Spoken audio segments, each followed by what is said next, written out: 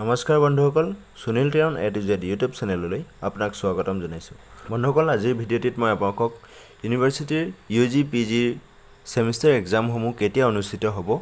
সেই বিষয়ে জনাম লগতে এক্সামৰ সময়ত আপোনালোকে কি সাৱধানতা অৱলম্বন কৰিব লাগিব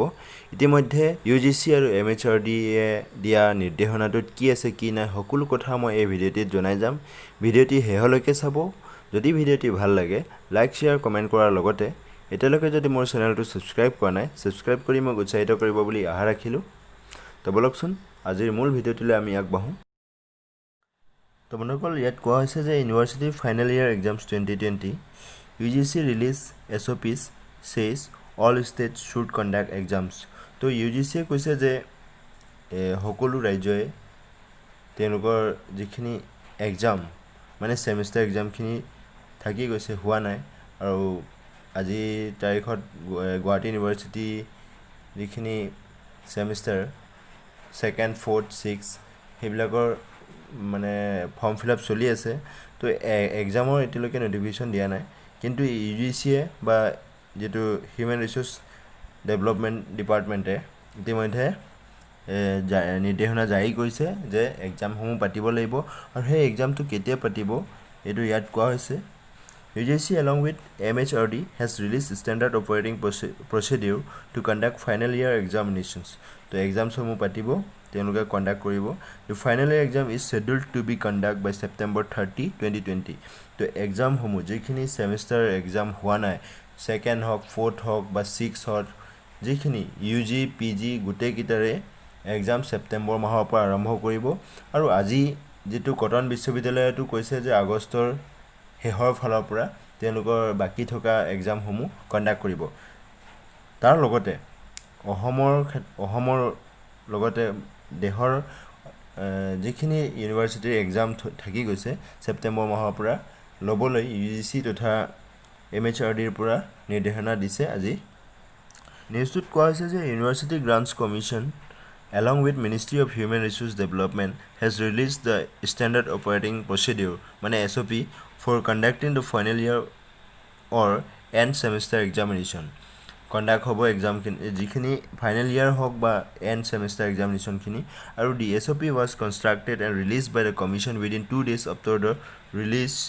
of the UGC revised guidelines to apnaloke jane dudin man agote UGC e revised guideline ta jari korisil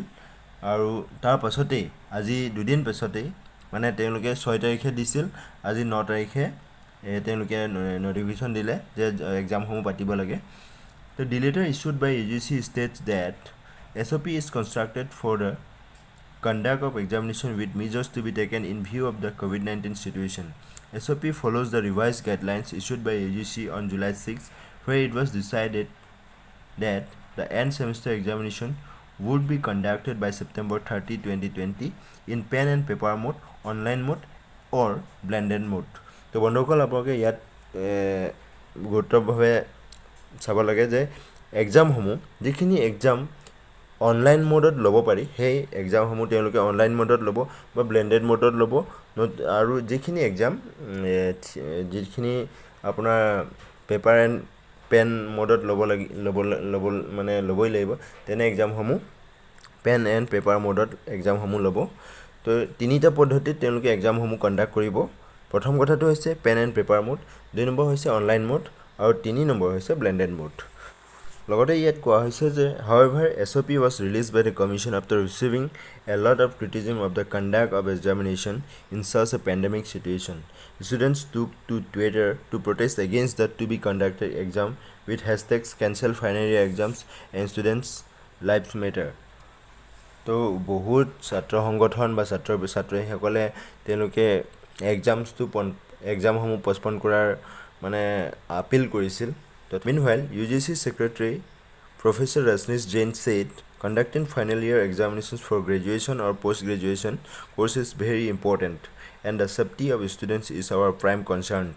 So UGC Secretary কৈছে যে UG PG যিখিনি এক্সামসমূহ কণ্ডাক্ট কৰাটো বহুত ইম্পৰ্টেণ্ট কাৰণ এক্সাম তেওঁলোকৰ পাৰ্চেণ্টেজ তো ফিউচাৰৰ কাৰণে বহুত মানে ডিপেন্ড কৰে ফিউচাৰ কেৰিয়াৰৰ কাৰণে বহুত ডিপেন্ড কৰে তেওঁলোকৰ পাৰ্চেন্টেজ হক বা তেওঁলোকৰ যেটো এক্সামৰ যেটো যিখিনি থিয়ৰি হওক বা প্ৰেক্টিকেল যিখিনি এক্সাম ল'ব লাগে সেই এক্সামটো তেওঁলোকৰ ফিউচাৰ কেৰিয়াৰৰ কাৰণে বহুত ইম্পৰ্টেণ্ট চ' তেওঁলোকে এক্সাম কণ্ডাক্ট কৰাটো বহুত ইম্পৰ্টেণ্ট চ' সেইটো কাৰণে UGC ছেক্ৰেটাৰীয়ে সেইটো কাৰণে কৈছে যে এক্সামসমূহ ল'ব লাগে আৰু কণ্ডাক্ট কৰাটো বহুত ইম্পৰ্টেণ্ট আৰু তেওঁলোকৰ প্ৰথম কথাটো হৈছে তেওঁলোকৰ মতে ষ্টুডেণ্টৰ ছেফটিটো তেওঁলোকে বেছি প্ৰধানভাৱে গুৰুত্ব সহকাৰে লৈছে universities and college can OPT to conduct exams through online, offline or blended mode. তো তিনিটা পদ্ধতিত হ'ব মই ইতিমধ্যে আপোনালোকক জনাইছোঁ online offline or blended mode. Guidelines for the conduct of exams have been issued on basis of standard operating procedure suggested by the health ministry. তো health ministry যিখিনি নীতি নিৰ্দেশনা UGC বা তথা ইউনিভাৰ্চিটি কৰ্তৃপক্ষ বা কলেজ কৰ্তৃপক্ষই মানি চলিব লাগিব all states should conduct exam for final year students আৰু সকলো ৰাজ্যৰ চৰকাৰ বা ৰাজ্যৰ ইউনিভাৰ্চিটিবিলাকে এক্সামসমূহ কণ্ডাক্ট কৰিব লাগিব ফাইনেল ইয়াৰ এক্সামছখিনি বিশেষকৈ তো SOPখিনি মই ইয়াত কৈ দিছোঁ SOPখিনি তেওঁলোকে কি SOP কেনেধৰণে SOPটো তৈয়াৰ কৰিছে তো প্ৰথম কথাটো হৈছে তেওঁলোকৰ প্ৰথম SOPত আছে as per the newly released SOP admit identity cards issued to the students should be treated as a pass for the movement of students তো তেওঁলোকৰ কাৰণে যিটো এডমিট কাৰ্ড বা আইডেণ্টিটি ষ্টুডেণ্টবিলাকৰ কাৰণে তেওঁলোকে ইছ্যু কৰিব এক্সামৰ কাৰণে তো সেই এডমিট কাৰ্ডটোৱে হ'ব তেওঁলোকৰ pass for the movement of students তেওঁলোকৰ পাছ হ'ব অহা যোৱা কৰিবৰ কাৰণে বা কলেজত এণ্ট্ৰি কৰিবৰ কাৰণে the state government should issue instruction to all local authorities to issue the movement passes to invigilators and all personnel engaged in the conduct of the exam তো invigilators হওক বা এক্সামৰ লগত জড়িত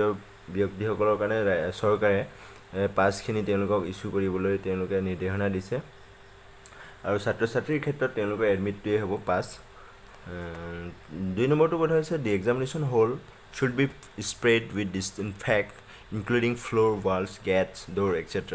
তো গোটেইখিনি এক্সামিনেশ্যন হলৰ ওচৰত থকা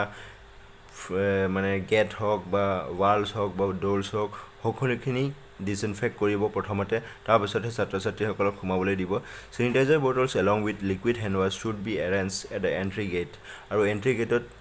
চেনিটাইজাৰ হ্যান্ড ৱাছ থাকিবই লাগিব এক্সাম ৰুমতো থাকিব লাগিব ষ্টাফ অবজাৰ্ভাৰ ৰুম এটসেট্ৰা আৰু ষ্টাফৰ কাৰণে থাকিব লাগিব 3 নম্বৰ কথাটো হৈছে thermal checking will be done at a staff entrance point আৰু থাৰ্মেল চেকিং হ'ব এন্ট্ৰেন্স পইণ্টত ফেচ মাস্ক হ'ব face mask and gloves should be use by exam functionaries after staff verification is complete তো ফেচ মাস্ক গ্লোভছটো বহুত important সেইটো থাকিবই লাগিব সকলোৰে 4 নম্বৰটো হৈছে the sitting area of the candidates should be thoroughly sanitized after every session তো এক্সামসমূহ 2-3টা সেশনত হ'ব পাৰে মৰ্নিং সেশন বা ইভিনিং সেশন তো তেনে ক্ষেত্ৰত প্ৰতিটো সেশনৰ শেষত তেওঁলোকে সেনিটাইজ কৰিব এক্সাম হলৰ যিখিনি সিটখিনি আৰু even washroom should also be cleaned and disinfected আৰু ৱাশৰুমখিনিও ক্লিন কৰিব ডিসইনফেক্ট কৰি ল'ব লাগিব প্ৰথমতে staff will have to fill self declaration form about their health status আৰু ষ্টাফ যিখিনি এণ্ট্ৰি কৰিব বা ষ্টাফ যিখিনি কলেজত যাব এক্সামটো কণ্ডাক্ট কৰিবলৈ তেওঁলোকে সেল্ফ ডিক্লেৰেশ্যন ফৰ্ম দিবই লাগিব যে তেওঁলোকৰ হেল্থ ষ্টেটাছটো কি আছে মানে তেওঁলোকৰ হেল্থ ষ্টেটাছ কেনেধৰণৰ তেওঁলোকে জনাব লাগিব ইউনিভাৰ্চিটি কৰ্তৃপক্ষক হওক বা যিখিনি এক্সামৰ যিখিনি ইনভিজিলেটৰ সকলোখিনিয়ে তেওঁলোকৰ হেল্থ ষ্টেটাছটো জমা দিব লাগিব বা দেখুৱাব লাগিব if any functionary fails to meet the self-declaration criteria or thermogun check he or she will be asked to leave the exam center immediately আৰু কিবা যদি তেওঁলোকে বিহংগতি পায় তেনে ক্ষেত্ৰত তেনে ষ্টাফ বা আন কৰ্মচাৰীসকলক তেওঁলোকে সেই এক্সাম চেণ্টাৰটোৰ পৰা ইমিডিয়েটলি লিভ কৰিবলৈ বা যাবলৈ দিব তো বন্ধুসকল আপোনালোকে নিউজটো ইতিমধ্যে নিউজটোৰ পৰা গম পাইছে যে এক্সামসমূহ ছেপ্টেম্বৰ 30 তাৰিখৰ পৰা কণ্ডাক্ট কৰিব UGC তথা ইউনিভাৰ্চিটিসকলে আৰু সেইটো ইতিমধ্যে UGC আৰু MHRD একেলগতে তেওঁলোকে নোটিফিকেশ্যন দিছে ৰাজ্য চৰকাৰ বা ইউনিভাৰ্চিটিসকলক বা হেল্থ মিনিষ্ট্ৰীৰ ফালৰ পৰা তেওঁলোকে সেউজ সংকেত পোৱাৰ লগে লগে তেওঁলোকে এক্সামসমূহ কণ্ডাক্ট কৰাৰ নটিফিকেশ্যন দিলে ইতিমধ্যে তো আৰু এক্সামসমূহ 30 ছেপ্টেম্বৰৰ পৰা হ'ব আপোনালোকে ইতিমধ্যে নিউজটোৰ পৰা গম পাইছে আৰু এক্সামসমূহ তিনিটা মোডত হ'ব সেইটো হৈছে online mode offline mode offline মানে পেপাৰ এণ্ড পেন মোড আৰু যিটো ব্লেণ্ডেড মোড বুলি কওঁ আমি আৰু এক্সাম চেণ্টাৰত যাওঁতে বা এক্সামৰ সময়ত আপোনালোকে কি সাৱধানতা অৱলম্বন কৰিব লাগিব ইতিমধ্যে মই আপোনালোকক জনাইছোঁ এক নম্বৰ কথা হৈছে আপোনালোকে এডমিট কাৰ্ড যিটো হ'ব সেইটো হৈছে আপোনালোকৰ পাছ মানে কলেজত যাবলৈ ৰাস্তাত যদি বা কিবা মানে প্ৰব্লেম হয় তেতিয়াহ'লে আপোনালোকৰ এডমিটটো শ্ব' কৰিব লাগিব আৰু এক্সাম হলত যোৱাৰ আগত আপোনালোকে ডিছইনফেক্ট কৰি ল'ব লাগিব বা হেণ্ড ৱাছ কৰি ল'ব লাগিব হেণ্ডখিনি বা চেনিটাইজ কৰি ল'ব লাগিব নিজকে চেনিটাইজাৰ দি মানে আপোনালোকৰ চেনিটাইজ নকৰাকৈ আপোনালোকক সোমাবলৈ নিদিব সেইখিনি আপোনালোকে সাৱধানতা অৱলম্বন কৰিব লাগিব আৰু ফেচ মাস্কটো থাকিব লাগিব আপোনালোকক আৰু যিটো তো এই চাৰি পাঁচটা যিখিনি সাৱধানতা অৱলম্বন কৰিব লাগিব আপোনালোকে মই ইতিমধ্যে আপোনালোকক জনাইছোঁ বন্ধুসকল আজিৰ ভিডিঅ'টি ইমানেই ভিডিঅ'টিৰ পৰা আপোনালোকক যদি মই অকণো সহায় কৰিব পাৰিছোঁ কিঞ্চিত হ'লেও যদি সহায় কৰিব পাৰিছোঁ তেতিয়াহ'লে প্লিজ ভিডিঅ'টি লাইক কৰিব শ্বেয়াৰ কৰিব আৰু এতিয়ালৈকে যদি মোৰ চেনেলটো ছাবস্ক্ৰাইব কৰা নাই ছাবস্ক্ৰাইব কৰি আগলৈ এনেধৰণৰ ভিডিঅ' বনোৱাত মোক উৎসাহিত কৰিব বুলি আশা ৰাখিলোঁ ধন্যবাদ জয় আই অসম